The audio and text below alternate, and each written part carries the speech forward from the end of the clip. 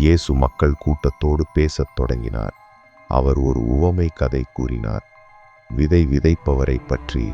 ஒரு விவசாயி விதைகளை விதைக்க புறப்பட்டார். அவன் விதைகளை நிலத்தில் தூவினான். சில விதைகள் பாதையில் விழுந்தது. பறவைகள் வந்து அவற்றை உண்டது.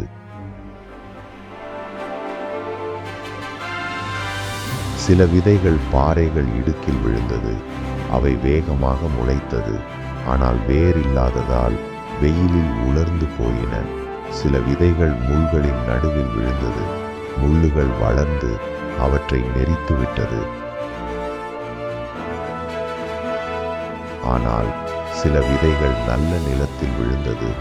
அவை வளமாக வளர்ந்து 100 மடங்கு பயிர் கொடுத்தது. கேட்கும் காதுகள் உள்ளவர் கேட்கட்டும் என்றார். இந்த உவமை தேவனுடைய வார்த்தையை பற்றி பேசுகிறது. நம்முடைய இதயம் அந்த நிலமாகும்.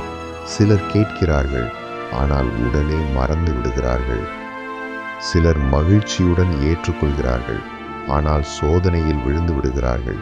சிலரின் வாழ்க்கையில் உலக கவலைகள், செல்வ ஆசைகள் தேவ வார்த்தையை நெரித்து விடுகிறது. ஆனால் நல்ல இதயம் கொண்டவர்கள் வார்த்தையை ஏற்றுக்கொண்டு பலன்களை கொடுக்கிறார்கள். நாம் எந்த நிலமாக இருக்கிறோம்? எண்ணி பார்ப்போம். நல்ல நிலமாக மாறுவோம்.